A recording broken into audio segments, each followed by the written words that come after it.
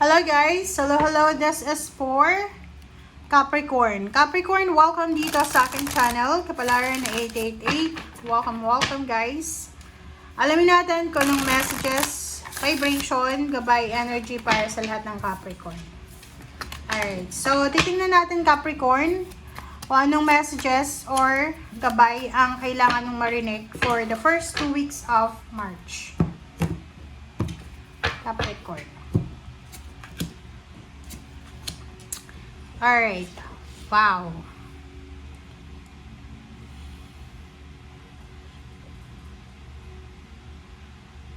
Babaeng Capricorn to. Babaeng Capricorn. Tingnan mo yung baraha mo. You are looking forward para sa future mo. Ang nakikita ko sa'yo dito, are you married or are you in a relationship? Live-in partner? Kasi, ang nakikita ko sa'yo dito na parang gusto mong makipaghiwalay sa karelasyon mo. And gusto mong mag-move on sa future mo na free ka. Parang halimbawa may asawa ka ngayon, Capricorn. Gusto mong maging single ulit. Kasi parang pakiramdam mo, hindi ka masaya sa pagkakaroon ng relationship. Parang ganun. So, the Empress here, sinasabi ng barahan na yung thought or yung idea pa lang na iniisip mo na single ka, nagbibigay na siya sa'yo ng excitement. Kumbaga, unfair to sa may asawa. Kung may asawa ka, makipaghiwalay ka muna sa asawa mo kung gusto mong maging single sa labas. Kasi eto, Empress, sinasabi ng baraha sa'yo na sobra-sobra kang inspired, sobra-sobra kang excited na maging single. Excited ka na mawala itong asawa mo or partner mo or boyfriend, girlfriend mo sa tabi mo. Parang you are imagining nag-i-imagine ka na nasa journey ka na mag-isa ka lang. Kasama mo ang iba, hindi yung kasama mo sa ngayon. Wow. Okay, let's elaborate that. Okay, lalaki to. The Sun and High Priest.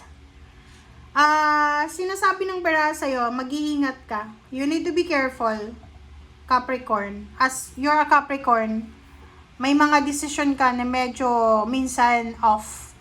So, dito sinasabi ng baraha, mag-iingat ka sa lahat ng mga aggressive decision mo, Capricorn. Walang masama na yung focus mo is maging masaya. Like, for example, kung nakakaranas ka ngayon ng injustice, ng suffocation, ng emotional abuse, or kung ano man na-abuse yan, much better talaga na lumabas ka sa sitwasyon na yan. Mas okay na mag-isa ka. But the problem is, sinasabi ng High Priest sa'yo na you need to be careful. Huwag tayong maglaro ng apoy. Okay? Para sa own happiness mo. Kaya ngayon, sabi ko sa'yo kanina, na if you are married, bago ka mag-jump sa another relationship, bago ka mag-entertain ng third party, magkagusto sa iba, tapusin mo muna yung kasalukuyan mong relasyon. Walang masama na maging masaya.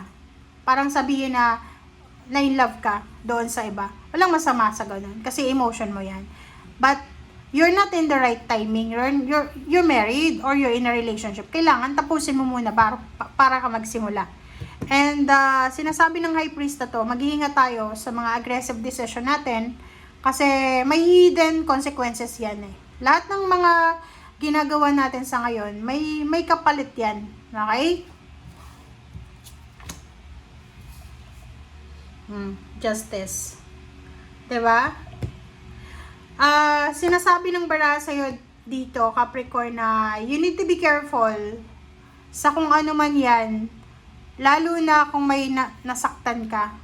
Okay, wag nyo akong i-bash binabasa ko lang yung energy nyo. Kasi yung justice na to is karma to. Karma. And, kung titingnan mo, napaka-positive ng baraha mo. You're aiming for happiness, you're aiming for something na para sa sarili mo, pero hindi ka aware, hindi ka, or hindi ka alam kung in denial ka lang, but you're not aware na lahat ng ginagawa natin is may consequences. So, there's a karma. So, kaya nga sabi sa'yo ng barahan, nandito yung justice na kailangan gumawa ka lang ng tama at maganda para maganda din yung balik sa'yo. Sabi ng baraha sa'yo dito na you need to protect yourself from karma. You need to protect yourself from something na pwede mong or anything na pwede mong pagsisihan sa bandang huli. Sinasabi ng baraha sa iyo, Hermit, na kailangan mong pag-isipang mabuti. Ang lahat ng mga desisyon mo, kailangan doon lang tayo sa kaliwanagan. Kailangan hanapin natin yung katahimikan, hanapin natin yung peace and harmony, hanapin natin yung abundance. Huwag nating pilitin na, alam mo, ikaw na lang yung nakakaalam nun. Okay? And the sun, the moon, nandito, araw at gabi, walang makakaligtas sa karma. Yun yung sinasabi ng baraha. So, kung ikaw ay ginawa ng masama, magbaback to you yun sa mga taong gumawa ng masama sa'yo. Pero kung ikaw yung nagpaplano ka, especially ang nakikita kong energy dito is all about third party. Like, may relationship ka, tapos you're planning na saktan yung karelasyon mo through third party. So, hindi ko alam. Basta ikaw na yung bahalang mag-analyze ng baraha mo, guys.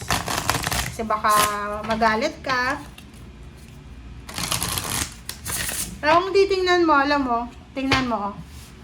Kung hindi ka marunong bumasa ng tarot, makikita mo, wow, the sun, the moon, the hermit, lahat positive. Pero yung ilalim niya, deep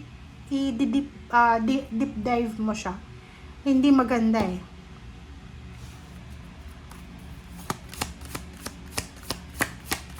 Kailangan mo daw proteksyonan ng konsensya mo. Proteksyonan mo. You need 7 of Wands. Kailangan mong pilitin na mapunta doon sa tama. Huwag doon sa mali.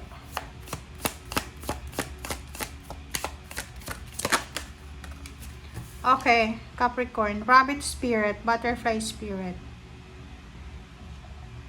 Sabi sa'yo ng baraha, Capricorn, now is a lucky time. Ngayong linggo daw, 2 linggo ay swerte ka. So, maraming pagbabago ang pwedeng mangyari sa'yo. So, gawin mo na kung ano yung pagbabago. As long as na, yun na nga, wala kang matatapakan na tao, walang iiyak, walang maagrabyado. Lion spirit. Watch your words. Diba? Sabi ko sa'yo eh. Hindi nagsisinungaling guys ang baraha. Sinasabi ng baraha sa'yo, napakaswerte mo kasi napapaligiran ka ng mga swerte, good luck and good fortune, ng mga new beginnings. But the problem is, kung naniniwala ka na yung karakter natin, doon nakadepende yung swerte natin. Kasi alam mo, maraming tao na isinilang sila na sobrang swerte na talaga. Yung parang pipinanganak na swerte. Minsan, yung mga taong yon, masama yung ugali, masama yung tabas ng dila nila, sinungaling, manluloko, ganyan. And yun yung mga ugali na kaya hindi dumidikit yung swerte. Okay? Kaya puro kalmalasan. It's because there's something bad sa spirit. Okay? Kaya nga sabi sa'yo, be generous of spirit. Watch your words. Okay? So, thank you guys. Bye!